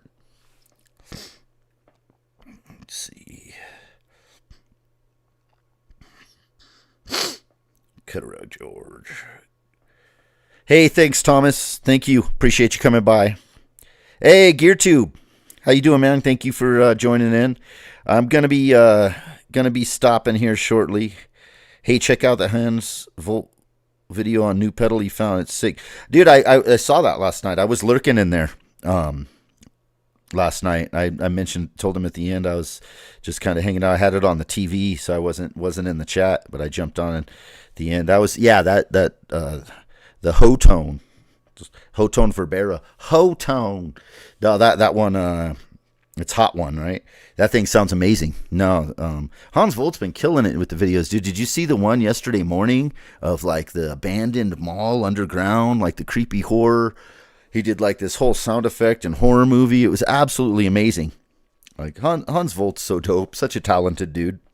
Yeah, I have any time a Hans Volt video pops in, no matter, almost if I can, no matter what I'm doing, I will quickly jump on, because you know it's going to be something like sick and interesting. Yeah. Let's see. Sorry if I'm missing any comments, guys. I have MPC1, really like the button layout. Yeah, Cressy, I agree, man. I think it's the best. Well, I love the X, but there's something about the one that it was my first of the. Well, I had a Live, but it wasn't mine. It was in my studio for a while, and from having the Live, I ended up getting the MPC one, the OG one, when it first came out, and then I grabbed a Live 2, and then ended up ditching the Live 2 and just sticking with the one, and then I eventually got my XSE, but I've kept the one because I think it's special. I think it's one of the best formats that Kai's ever done on these new ones. Let's see. Ribera has insane ambience. It really does. Sounded fantastic. Yeah. I like the One Plus for the layout as well, for sure. Not sure they can make quad pads that small. Oh, that's a good point. That's a good point, Chris. I hadn't thought of that. With those little pads, that would be... I wonder how that would work. Huh. You know, I've heard some people say that like this new Live 3 is the new flagship, that they're not going to do an X. I don't think that's true. I think that would be crazy of them to not do their, you know, a big flagship. But they got, I mean, the One is so popular. I wonder how that would work with the smaller pads. I totally had not thought about that. Let's see. Yeah, we got that one right way. I saw the MPC XSE Sweetwater around $1,300 used. I think that's a steal, man. I mean, I think that's an absolute steal with the new update. I mean, because the X, what the X brings with all those Q links and then all the I/O and the mic, like everything on it, it's like, I don't know. I think that's a really, really, if you're looking for like a full on studio piece brain to control your entire studio, and because it's got CV, I mean, the thing is nuts. I think that's a good deal. The cheapest MPC X I saw was for $450. Damn, missed it by 10 minutes. Cheapest I saw for 800 XSE recently for $1,100. Damn, all cash prizes. Damn, George, you always see the most insane deals, dude. 4 gigabytes of RAM must be nice. Speedy export, but yeah, never had a problem with the One. You know, I just think it runs. I think it processes the when you switch plugins and stuff. It's just a little. I think it's a little smoother than my One.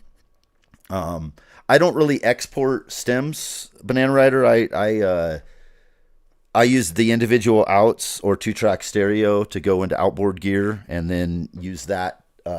Going into my DAW, I don't export or go through USB or anything like that.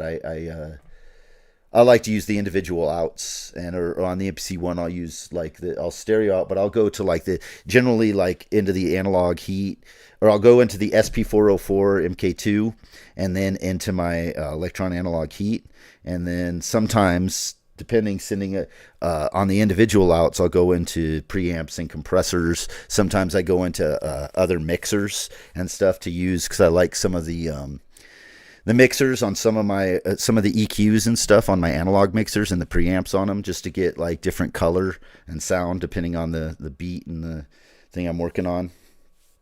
Let's see, Eminem.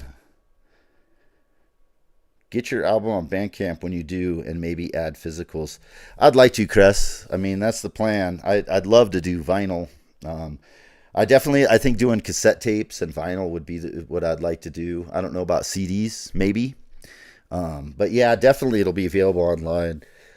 It's still a work in progress. I'm about halfway there, I'd say, with some other stuff that I'm gonna do, but I'm taking my time with these tracks. I'm really putting a lot into each individual sound. Like I said, I'm doing a lot of outboard processing, and I'm getting elaborate. And now with my test equipment walls about finished, using that stuff for processing, and those filters, and different equipment to run them through, like boxcar averagers and lock-in amplifiers and things to run drums through, is like, they're like the most gnarly bit crusher processing. I'm going to do some videos on it. You guys will see. I mean, you guys have seen Heimbach videos and stuff like that. You guys probably know about test equipment, but it's really interesting what you can do when you use like processing with them, and then you use like a left and right from a stereo signal, and then send them through different devices, and then bring them into something stereo, and like filter them after. Like, just doing a lot of experimentation with it, having fun. Hey, if Dots is back, hard to post videos when you're in an album process for sure. Yes, big time. if Dots knows. Surprised MPC hasn't added faders like they had on the 4000. I love faders. I love faders like so much. Crossfaders especially. It's what I really love. And you know what? I think I'm going to make a video later because I can do that real easy right here with the webcam on the GR Mega crossfader. So like the GR Mega is not just it's granular is the main thing of it, but it's got like this tape mode, right? Where you can kind of scrub through the sound. But you can also like set the mode and the slew and like play it in different directions. But as you use the crossfader, you can jump in between a sample or a waveform and like make like a whole little track, a whole little melody or chord progression with just one little sample using the crossfader. And I was messing around. I was doing some recording with that last night. I thought it might make a cool video just to show, because that's like a really underplayed aspect of what this thing can do. You look forward to it. The form factor of the one is OG, but the XSE homage to 330. Yeah, dude, XSE is my jam. I just love the layout of the X. I mean, once I used those Q links, and the only complaint I have about it compared to the others is the main big knob isn't also a button. That drove me nuts at first. I've gotten used to it because you got the arrow keys and enter there, but like, you know, using the main knob and not being able to like select with it was like, that's the only shortcoming, which I wish they would have on the SE changed to that from the original X. But that is literally the only one gripe I have on the X. I'm done waiting for a Kai and Electron to make an OP1 competitor. You just got yourself a field. Good for you, man. Did you see a while back they were doing, you can name your own price? I think they're doing it right now with the OPXY. If you go on Teenage Engineering website, it's not, you can only go so low, but it was quite lower. But then you can go like up to like 99,000, but you can bring it down. It's like name your own price. And I guess they've been doing a different product every month, but they did the OP1 a couple months ago. I don't know how cheap that one is, but I think I looked at the OPXY. It was down to like, you could bring it all the way down to like around 1,600 or something, which is a little bit of a savings, but I thought that was kind of a weird thing. They said it was like a marketing thing or something. I don't know. You go read it. I'm not a big teenage engineering guy, but I checked it out. Somebody told me about it. Excuse me. Damn word. Yeah, I only export on MPC. I don't have a DAW, so it's my mastering. Understandable. Yeah. Totally get you. I have a Porta one and convert MPC to that too. Okay. Gotcha. Well, that makes sense. Yeah. Then that workflow, I mean, if that works for you, that's perfect, dude. Appreciate your lives a lot. Glad we still have them. Yeah. Trusto is back. What's up, man? Thanks for I appreciate everybody jumping in and out, coming by. That GR Mega is sick. I want it, George. It's like my dream device. And they're still improving it constantly. They keep doing updates. You can go into their group. They have a group on Facebook, and do feature requests, and they'll answer you, the company, right away and be like, tell you if it's possible or how far in development they can do that, or if it's something they thought of. It's like, I've never seen a company that's like that, like in tune with the people using it. You can report a bug immediately, and I've seen sometimes within a week, they'll release a new firmware fixing it and stuff. It's absolutely amazing. Huge respect and props to the company, Tasty Chips Electronics. I mean, can you imagine doing that with any of the big guys? You had a problem with any of your things, and you're just like, hey, it'd be really cool if we could modulate this or do that and stuff. And they came on and went, like tell you like straight up, like, it's not actually technically possible to do that. Or like, oh, that's a great idea. We'll see if we can implement that into 2.0 or whatever when it comes out next year. But let's see. Appreciate your lives a lot. Let's see. Oh, damn. I didn't know that wasn't a button. I know. It's not. That's the only problem, Banana Rider. I can't stand that company. Which one, Twitch? He's Teenage Engineering, or are you talking about Tasty Chips? I can understand if you're talking about Teenage Engineering. A lot of people. Chris, it says Accurate Beats loves MPXC also. Yeah, I mean, it's one of my favorite things too. I have mine on like a coffee table right on the other side over here, where I sit with my turntable, and I had it over here for the longest time at the heart of the studio. But then I switched out with the GR Mega, and I got the Tonewerk and some stuff here for these new songs I've been working on. And now I just have like a mixer and some stuff over there, and I just sit there and hang out and make beats with sampling vinyl and stuff. Not stuff that I am gonna put out not stuff I'm gonna put out as my music or anything. You know what I mean? Oh, the camera switched up a little bit, didn't it? That's weird. I got this new camera. It moves around. It'll follow you. Well, not right now. I have it set, but one of those fancy new cameras, man. It was pretty cheap, but I kind of like it. And if it works out, I might get another one over here for the test equipment, and then one here. I think it'd be cool to have 3 for the studio. Let's see. Yeah, I missed the name. Your price. That's real sad. Yeah, dude. That's a bummer. I thought that was kind of cool. Oh, Teenage Engineering. Yeah, I thought it was cool they were doing that, but it's kind of weird too. It did look like you could get a pretty big discount, but I don't know. Yeah, FTE. I'm with you guys. I'm not like a big fan, but I think some of the stuff they do, like I said, I really love my my PO33. I've been a fan of this thing. I've had this thing for 5-6 years.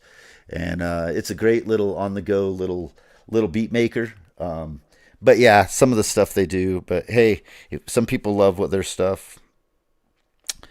Do I have Hapex? I do not have a Hapex. I've never used one. Do you have one? I'd like to mess with one. They look cool. Look super cool.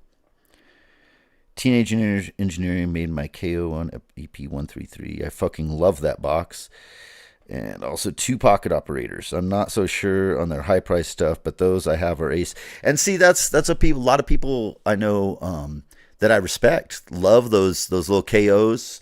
And I mean, the pocket operators are I think cool as hell for the price and what they do. There's some really cool ones. This is a super badass little sampler. Now I bought this case. I was showing this earlier.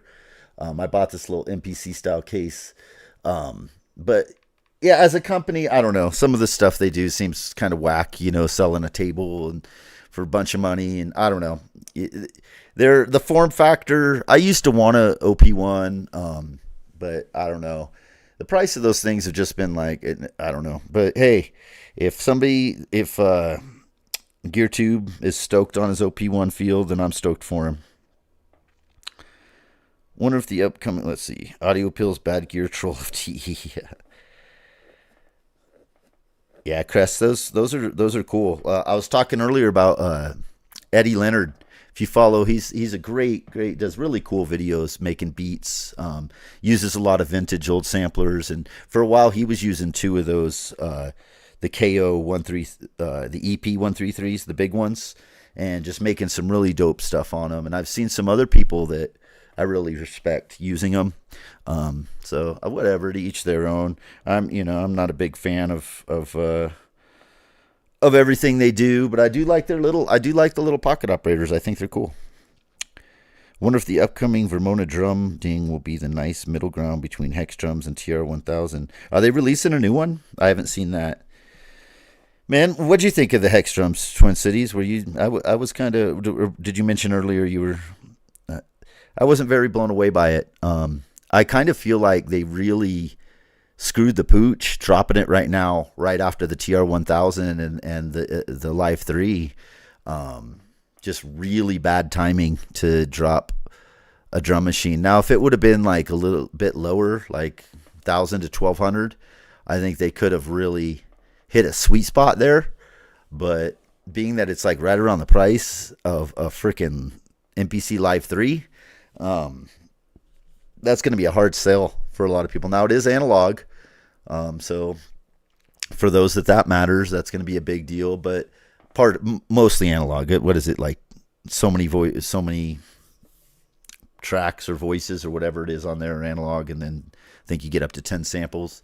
But I don't know. I was kind of underwhelmed, to be honest. And I got up early just to see, because I knew they were going to be dropping it for pre-order today. And I looked, and as soon as I saw that price on Sweetwater, I was like, nope, not happening. Yeah. I could see it being a classic later down the road, but you know what? It just doesn't bring enough. Having a Syntact and a HD01 Perkins is like, I think I can do everything. I got analog on the Syntact, and then yeah, I don't see needing that thing at all. Let's see. If Dot says all companies are there to make money. I like what teen engineering brings into space. I just wish they made more practical items. Agreed. That's the only cool machine from TE. Love the MPC case for it. Yeah, George, it's dope. Man, I feel bad I can't give a shout out to the company who makes these. Man, they're super cool because they only do limited runs where you can. They'll do for certain models. So I had to wait. I saw it and they had already sold out, and then I waited, and a year later, we're doing another run of the this little XS. It's cool because it says MPO on it, MPO XS. And the little pads, the little rubber pads, are actually super nice, and the dials, yeah. Damn, I feel bad I can't shout out that company because they're cool. Let's see. I think the Hexdrums sound good. Yeah, I think it sounds great, man. It just doesn't have enough for what it is, for me. I'm sure some people are going to love it. Chris said it's a teenage shill. Hexdrums is really niche drum box. It's closer to Perkins. Yeah, agreed. It's kind of looks like a little brother of Perkins. Even though it's definitely got more tracks. Perkins is only 4, and that's got 10. So they're pricing it lower, so there's got to be a difference in components or something in there. See, had a OG OP1, loved it to bits, upgraded because it was getting old for portability. You can't beat it. Nice. Yeah, a lot of people love their OP1s, man. And do amazing stuff with them. Hexdrums looks sick for price, especially, but bad release timing. Yeah, I mean, I think it's super cool. I was wondering how tempted I was going to be, because I've been wanting to get a Pulsar 23 for 3-4 years now, and I keep seeing deals creep a little lower and a little lower price wise. Now I was like, well, I saw one not that long ago for $12.50 on Reverb, and I was like, damn, that was the lowest I've ever seen one. And I was like, you know what? I kind of want to hold off and let's see if Hexdrums brings anything to the table that might be new or something I haven't seen, or bring sounds that I can't get or that would entice me. And yeah, it just didn't bring enough. But I think it's super cool. I think a lot of people are it's gonna be huge in the EDM, in techno and IDM crowds. Doesn't look like something you'd make a hip hop beat on or something. You know what I mean? It's definitely, I think, has a niche that it's gonna of people it's gonna appeal to. But who knows? Someone might take it and use it for something totally that I'm not here. That's how they're marketing it. Let's see. 10,000%.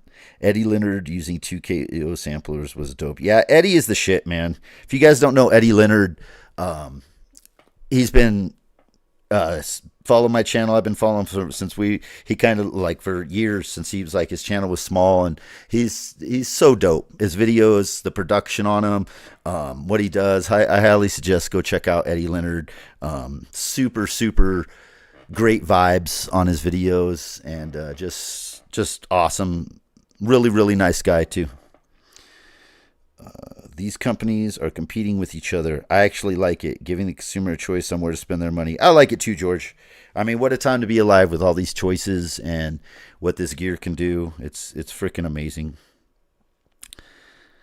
I love Eddie Leonard. Hell yeah. Yeah, Eddie's the shit, man. Like I said, if you guys don't know whoever, I strongly suggest you go check him out. I think you'll really, really enjoy his content and style. Still kind of sus about they robbed about his they robbed my studio video, and then he gets a bunch of that was a little weird. Yeah, a while back he said his studio got robbed and they stole his beloved MPC 3000. And then like the community reached out, and I think they like started like a GoFundMe, and I don't know. I like to give the man the benefit of the doubt. I don't know, but I know what you mean. That was a little weird. Let's see. Drum ding has maybe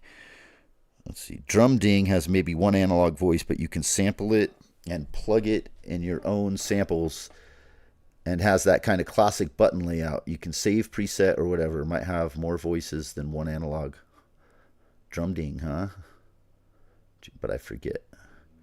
Robbed my studio. Yeah, I don't know, Vapors. I'm not going to go like, that would be a bummer if that was like in any way not true. But I do enjoy the man's content. And his music. His beats are dope. And just how he experiments on samplers. He's got like a really cool, very creative approach. I have a 3D printed case for my PO3. It's really nice from Ireland. Nice, Cress. The PO33, man. It's forever. That looks nice. Are they on Etsy? The 3D printed cases for the PO. Let's see. Pulsar 23 looks cool for studio, but we probably need lots of practice to gig with it. It looks to me like an experimental piece that I would probably make sounds and then sample onto my samplers, MPCs, the electrons, which is what I do in general, you guys. I mostly I'll make sounds and do things on all this stuff, and then a lot of times I'll just sample them and then use those sounds. I'll do live jams with them and stuff, but when it comes to making my music and going into the DAW and stuff, it's usually put into one of my samplers and then sequenced either as loops or one shots and then chopped up. That's kind of been my workflow for a long time. I will, once I do that, once I get it in the DAW, then I'll use other synths and stuff and play over that. But for as far as drums and a lot of the kind of just different sounds I get is that's kind of the direction I go. That's why if I ever get into Eurorack, that'd be the main reason, is just to sample the damn thing. Let's see. Also, what color pulsar you want? Russian Commie, Kids Hospital green. I do like that green one. Russian Commie. Yeah, I don't know. Definitely not that Andrew Huang. Was it the yellow one? Not into that one. But I don't know if it was cheap enough, I probably wouldn't be too particular. I'll post some photos of the case and put it in a studio in a bit. Yeah, is it MPC style one too, Cress, or is it a different format? Eddie strikes me as someone with good ethics. I agree. That's where I like to think, it seems like that too to me. But it's funny how you never know. I always like to try and think the best of people until they show me otherwise. Which, as we all know, they can and do. Okay. Knowing me, I'll buy the case first before the machine. Look at George. Then it gives you a reason to have the machine. I'm just being paranoid. Yeah, let's not, skeptical, but yeah, I like his vids techniques. Yeah, I like Eddie a lot. I was super bummed for him when that happened. So he's a straight up guy. I think so too. Well, guys, I really, really appreciate y'all dropping in. I've been on for a while now. I think I'm gonna get some lunch. I'm gonna work on this video. I have these two that I'm trying to learn DaVinci, you guys, and it's hard. I used to just edit on my phone the videos, but now it's a bitch. It sucks because I have an iPhone, but then I have PC, and they make it such a pain in the ass to take a video and put it back and forth and edit it. It's really frustrating. If I shoot on my phone and then try and drop a video in and then match the audio, it just won't find the video in the PC, and it's like all these issues. And I've gone over. I got this program, and I'm almost ready to just get a Mac because I ain't getting no Android phone. But that's just me. I don't want a Mac though. I like my PC, but it's really frustrating. And learning DaVinci, like there's a hell of a learning curve because I want to start. I don't know if you guys remember my older videos. I used to do a lot of cutaways to movies and different things in between it. Like Viral remembers, like some of the old people who've been on the channel for a long time. And I kind of want to get back to some of that because I liked some of the comedy relief and having like, instead of just the straightforward, here's the gear and this is what I'm doing, like just, I don't know, making it a little more entertaining. So I want to start doing that on the computer, but you know, I don't know. All right, well, let's see. Destructo says, that's going to be my very first ever YouTube video. Someone's broken and stole all my gear, and we're going to have a donation marathon so I can get everything that's getting released. All right, stop, you guys, stop. I don't think he was the one that brought that up. Wasn't it the community that did that? And then, I don't know, now he's got like 2 MPC 3000s or something, huh? And like ASR 10 or something, or EPS Classic, and I don't know. Yeah. Hey, thank you, Space Capsule. Let's see. I wish I didn't sell my Vermona DR1. Oh man, I wish I would. I would have. No bells and whistles, but yeah, that's a great machine. I would love to have one of those. Get a MacBook Pro.